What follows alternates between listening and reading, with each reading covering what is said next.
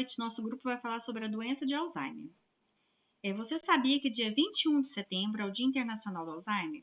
Em 1906, o psiquiatra alemão Aloysio Alzheimer, durante um congresso, apresentou a doença do córtex cerebral em um congresso científico da Alemanha. A doença de Alzheimer é um transtorno neurodegenerativo progressivo e fatal, que se manifesta pela deteriorização cognitiva e da memória, comprometimento progressivo das atividades da vida diária e uma variedade de sintomas neuropsiquiátricos e de alteração comportamental.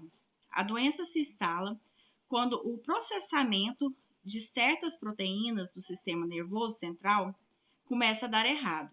Surgem fragmentos de proteína mal cortada, tóxica, dentro dos neurônios e dos espaços que existem entre eles. As consequências dessas toxinas ocorrem pela perda progressiva dos neurônios e em certas regiões do cérebro, como o hipocampo, que controla a memória, e o córtex cerebral, essencial para a linguagem e o raciocínio, memória, reconhecimento de estímulos sensoriais e pensamentos abstratos. A causa ainda é desconhecida, assim como a Joseni perguntou para o professor qual era o motivo, se era genético.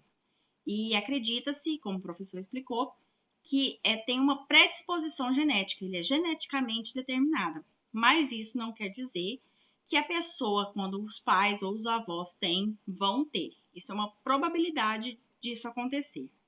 A doença de Alzheimer é a forma mais comum de demência neurodegenerativa em pessoas de idade.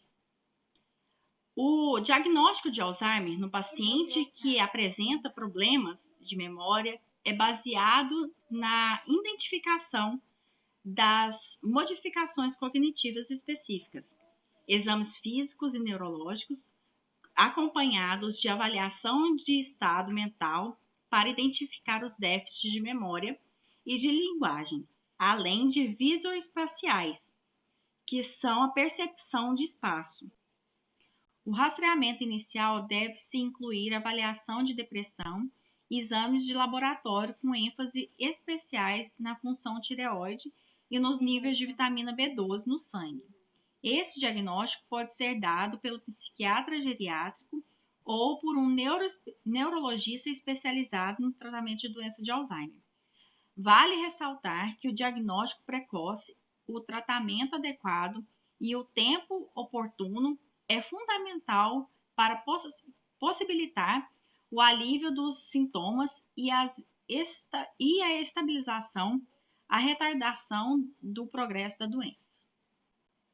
Boa noite. Eu vou falar sobre o quadro clínico, que são problemas de memória recente, repetições de palavras, dificuldade para acompanhar conversações, incapacidade de elaborar estratégias, dificuldade para dirigir e encontrar caminhos conhecidos, dificuldade para encontrar palavras, irritabilidade, suspeição injustificada, agressividade, passividade, interpretações erradas de estímulos visuais ou auditivos, tendência ao isolamento.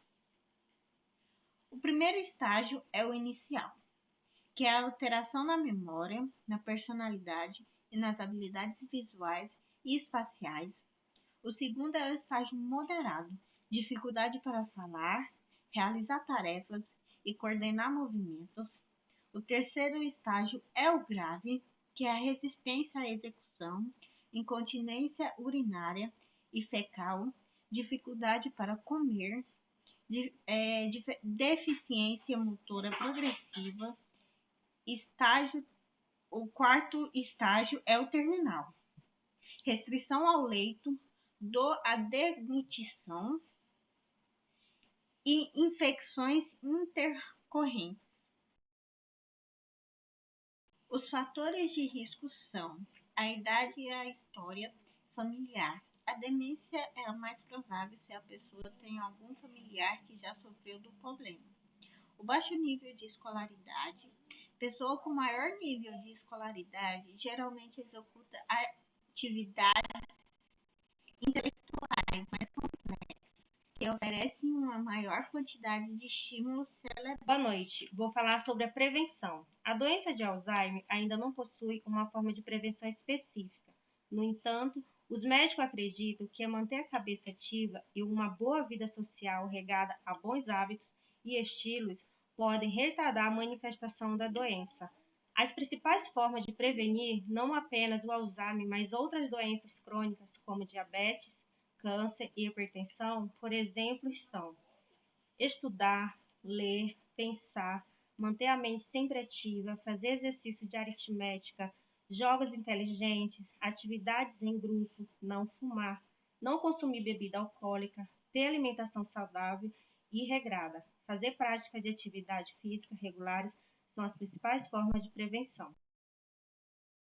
É medicamentoso. E os pacientes têm à disposição a oferta de medicamentos capazes de minimizar o distúrbio da doença. O objetivo do tratamento medicamentoso é propiciar a estabilização do comprometimento cognitivo, do comportamento e da realização das atividades da vida diária com mínimo de efeitos adversos. Por isso, no âmbito do Ministério da Saúde, está disponível nas unidades de saúde de todos os países o medicamento rivastigmina, adesivo transdérmico para o tratamento de demência para a doença de Alzheimer. Desta condição clínica, que além de adesivo, preconiza o uso de medicamentos como donepezila, gelatamina, memantina e, além disso, os pacientes com Alzheimer podem tomar mais medicamentos ou menos que a quantidade prescrita devido ao esquecimento. O acesso a esses medicamentos ocorre por meio de componente da assistência farmacêutica do Ministério da Saúde. É uma estratégia de acesso medicamentoso no âmbito do SUS pela busca da garantia da integridade do tratamento medicamentoso nível ambulatorial, cujas linhas de cuidado estão definidas em protocolo clínicas e diretrizes terapêuticas publicados pelo Ministério da Saúde. Eu não esqueço. Dia 21 de setembro, Dia Mundial da Doença de Alzheimer.